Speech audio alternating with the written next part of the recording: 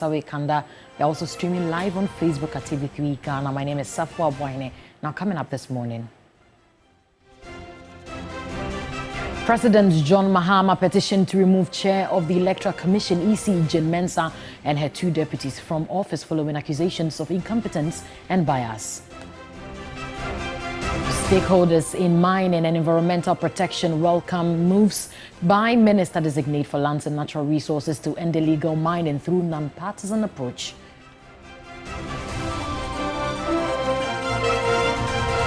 Also, government sets up technical committee tasked to develop framework for establishment of an agency to market Ghana's gold resources.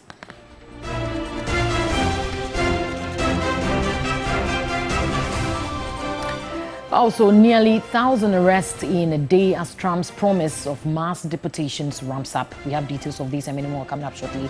Please stay with us.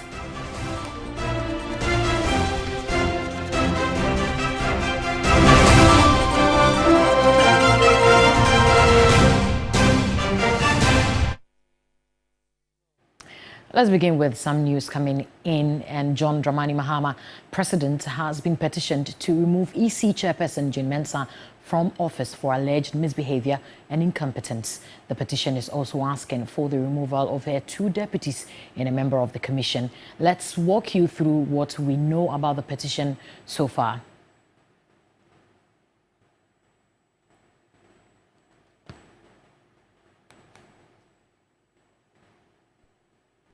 Okay, so from the election management, John Dramani Mahama, His Excellency, petitioned to remove EC officials from office. Affected officials as follows: Jane Mensah, who is the Electoral Commission chairperson, and we have Dr. Eric Bosman-Asare, who is the deputy chairperson. We also have Samuel Tete, who is deputy chairperson as well. And lastly, we have Dr. Peter Piahini, who is member of the Electoral Commission. And the allegation is as a result of a breach of human rights regarding the SAL, which is Sancho Fi, Akafu, Lolobi, and the Lipe. And we have abuse of discretionary power against these 3 or 4 constituencies, and as a result of bias as well. We'll bring you more details as and when things develop. But let's move on to another story where the new acting CEO of the National Petroleum Authority has assured Ghanaians of the authority's unwavering commitment to delivering cheaper, reliable and quality fuel. Speaking on his first day in office, he emphasized that government is exploring all avenues towards reducing the cost of petroleum products while ensuring strict adherence to industry standards. The newly appointed acting CEO of the National Petroleum Authority on his first day pledged to align his leadership with President John Dramani Mahama's vision for Ghana. He emphasized his personal philosophy of teamwork, promising to work in tandem with the president's broader goals and his campaign promise to reset key factors, including the downstream petroleum industry. I have a personal philosophy of teamwork. The person with priority in this whole enterprise is the president's vision for Ghana and his campaign promise to reset everything, including the downstream sector. I can assure you of one thing: fairness. Lawyer Tamaklo added he is committed to engineering innovative strategies aimed at elevating the authority to new heights. With a clear focus on results, he promised to drive the change needed to transform the petroleum sector and deliver impactful progress. It's not going to be business as usual. That I promise.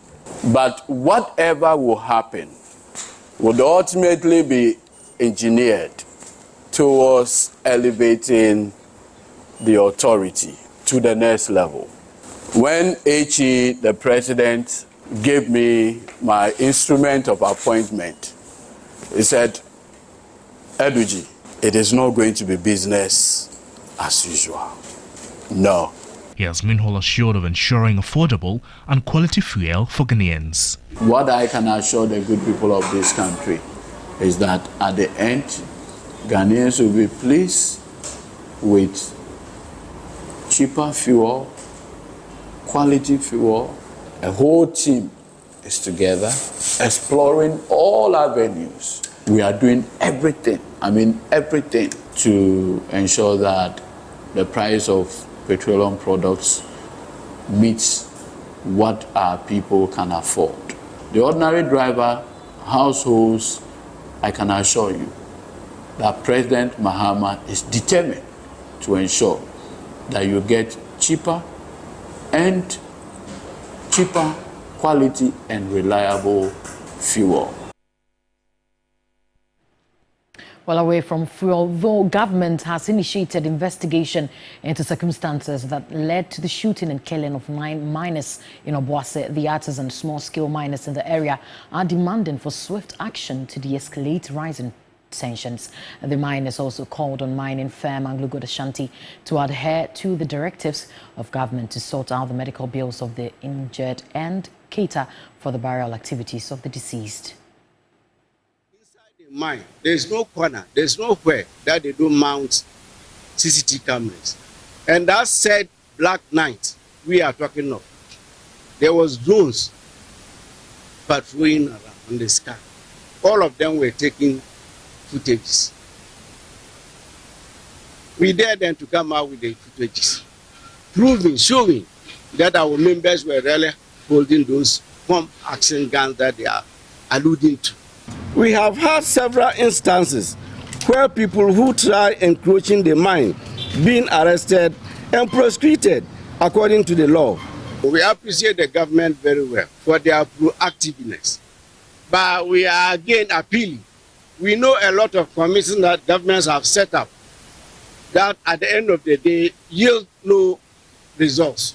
So we are urging the president, we know he can do it, that he should really tell the commission to speed up their investigation. Now let's take you to the Verton yesterday, where the Minister Designate for Lands and Natural Resources, Emmanuel Amakofi-Boa, maintains government is determined to end illegal mining. He argues the approach will be non-partisan and inclusive, with new measures to deal with the age-long challenge. He has also been speaking about other issues relating to land acquisition and claims that politically connected persons are acquiring such assets at a very cheap price. Us to heal the wounds of our country. Our country is bleeding. Our forest, that is really at the heart and soul of our survivor, has been completely devastated, damaged. And don't take my words for it. This is what the NDC intends to do. We are bringing 3 great initiatives.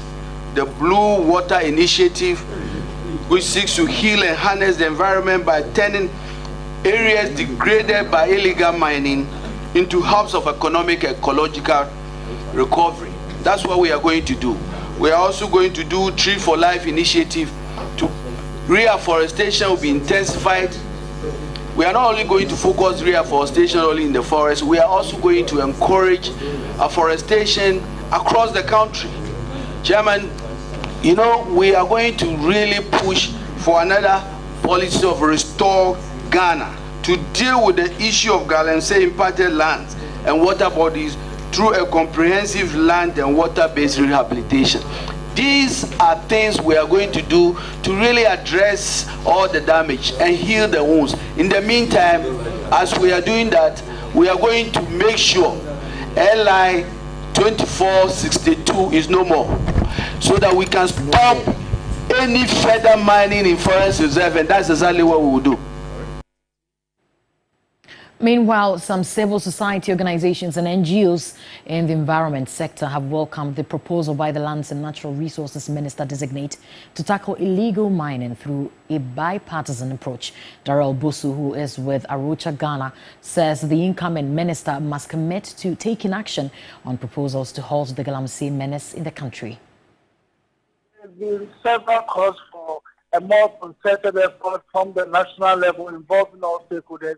But at the moment, I don't think that the way to go is setting up, coming up with other national consultative meetings and all of that. What we need is having a very tactful, decisive strategy in place.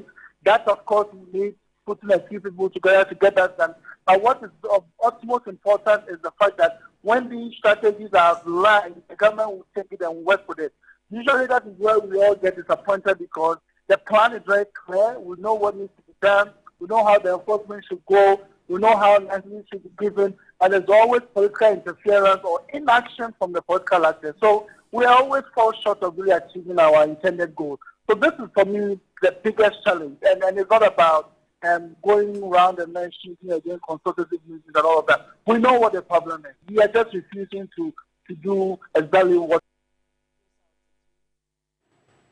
Now let's take you to YEA, where Acting Chief Executive Officer of the Youth Employment Agency, YEA, Malik Basintali, has promised sustainable jobs for the Ghanaian youth. On his first day in office, he said targeted models under YEA will be embedded in the 24-hour economy drive to achieve the president's ambitions. Even before his arrival, the premises of the Youth Employment Agency was full of pomp and pageantry. Hundreds of party foot soldiers, many on motorbikes, could not hold their excitement for Malik Basintali's entrance.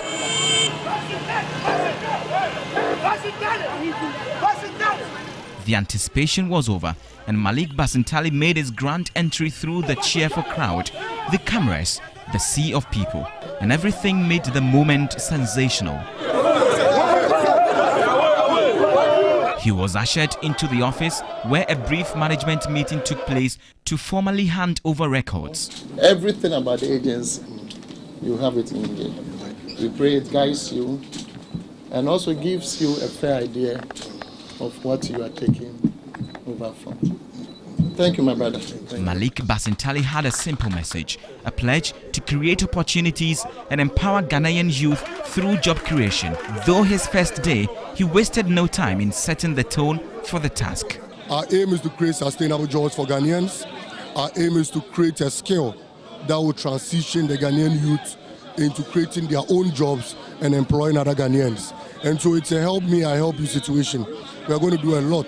And I think that I told them that anybody who thinks that coming here is to make money should resign today, because it's my interest that by the end of our 4 years, we should be able to reduce the unemployment situation drastically. Unemployment is gradually becoming a national security threat in this country. According to Basintali, civil servants working at YEA should not panic but collaborate with him in achieving their collective goals. I told them not to have any cause for alarm.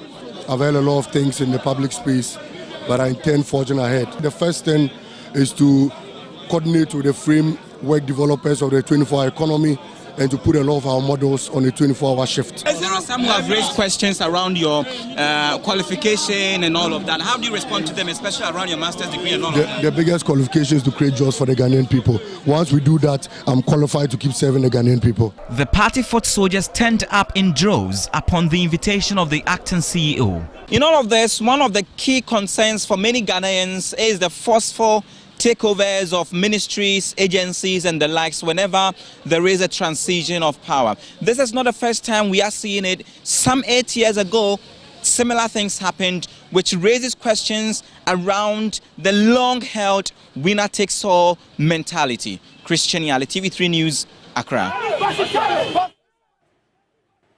My colleague Christian Yale there, but let's do some more stories where the National Economic Dialogue Planning Committee has assured that it will work assiduously to bring about the necessary reforms to transform Ghana's economy.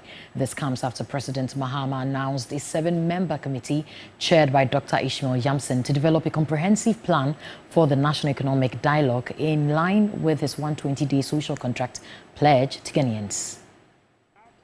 The 7-member committee announced by the government will convene a national economic dialogue aimed at addressing the country's pressing economic challenges. It will create a platform for stakeholders to discuss policy trade-offs and build consensus on reforms needed to transform Ghana into a high-growth, inclusive and resilient economy. The committee is also tasked with communicating the true state of Ghana's economy to stakeholders and the people of Ghana, developing a homegrown fiscal consolidation program to guide the national budget, and highlighting key structural reforms and policy priorities essential for resetting the economy. A mandate that Professor Gachi, a member of the committee, says will be executed with professionalism. We will discharge our duty as professionally as possible we will discharge our duties with the kind of humility that is needed. And we will discharge our duty, bearing in mind that it's a privilege to serve in this committee. He emphasized that the policy frameworks developed will have a broad consultative nature, transcending the current administration. Even though this is not a national development plan, but you see that the processes involved in developing a national plan are the same processes that are inherent in the national dialogue. You bring issues out, people bring their views, how they want those issues to be addressed, and then those issues are validated. There are plenary sessions that you provided to the people to discuss. Realization of ideas are enhanced.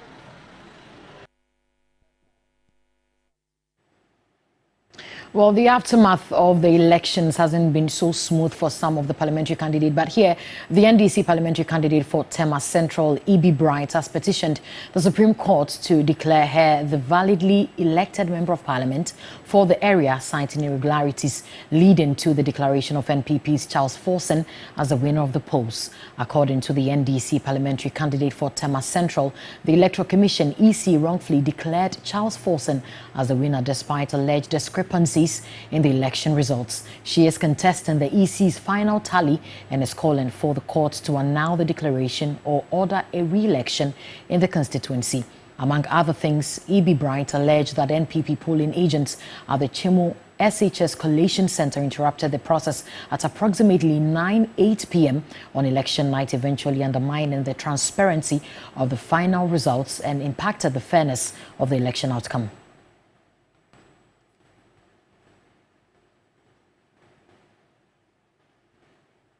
Let's bring you some more stories. The Minister of Local Government, Chieftaincy and Religious Affairs, Ahmed Ibrahim, has promised to prioritize sanitation and waste management as he commenced work on Monday. LC Edu has the rest of the story. The minister in his meeting with staff emphasized the pivotal role they must play to deepen decentralization. He called for greater collaboration between local governments, traditional leaders and religious institutions to strengthen grassroots governance. It is worthy to note that the merger of the local government ministry, chieftaincy and religious affairs as one entity is to ensure synergy and emphasize the local governance to ensure effective service delivery and to deepen decentralization for the good people of Ghana. In this regard, my primary focus will be on deepening decentralization and local governance, strengthening the chieftaincy institution. So, my brothers from the chieftaincy, we are not going to overshadow you. We are going to strengthen your institutions. The minister reaffirmed his commitment to empowering local governance structures, ensuring efficient resource allocation, and strengthening community engagement to address the developmental needs of citizens effectively. Everything you see in the manifesto is going to be implemented. You see that today I said the sanitation wing directory should wait for me. I've not yet spoken to them, so I cannot give the details. But once I meet them, you need to listen to the people as well. Once you meet the people and listen to them, then you can also tell them yours. I don't want it to be like a one-man show. Today is just familiarization, and you must not start pam. It's not going to be talking. We are going to walk the manifesto. He also announced a renewed focus on sanitation and waste management as a top priority for the ministry. The ministry will also be very much critical on sanitation and waste management. And my intention is to keep the cities clean and also to make the towns healthy and clean. I therefore expect all the staff to put their hands on deck and shoulders to the hill to achieve the goal of His Excellency the President. The minister expressed his appreciation to the president for the appointment as he begins his quest to help in reset Ghana as his party has promised. Let's take you to Nairobi, where President John Dramani Mahama has urged African countries to be more efficient in delivering development through good governance and accountability. He made this call during a high-level meeting with leaders on the continent in Nairobi, Kenya. A report by our presidential correspondent, Komla Kluche from Nairobi, Kenya.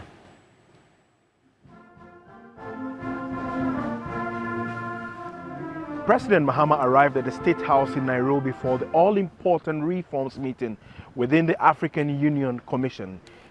William Ruto, the president of Kenya, welcomed him with the expectation to tap from his wealth of experience as a respected leader on the continent to assist in his drive.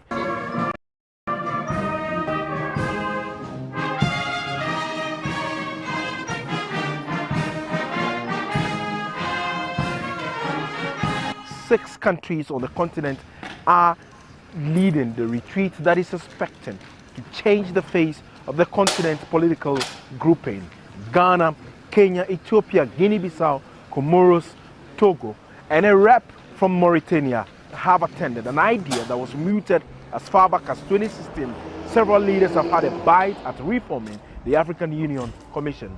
William Ruto has been tasked with the responsibility of providing political leadership. The road ahead demands bold leadership and unwavering commitment. Given that the implementation of the reform priorities is a political process, it is my view that execution should continue to be guided at the level of heads of state and government. On conflict resolution alone, over $18 billion is spent on ensuring peace and stability. In his welcome address, he proposed a three-point approach. The formation of a committee of heads of state and government of the African Union on AU reform to oversee this process. I'm also requesting that we consider the possibility of convening an extraordinary summit of heads of state of government later this year. I will be recommending for your consideration a revised format that includes a high-level opening session followed by a dedicated session for national statements by heads of state and government focused exclusively on the three agenda items. Each one of us will be allocated between 7 and 10 minutes to address any of the items, ensuring precision and focus.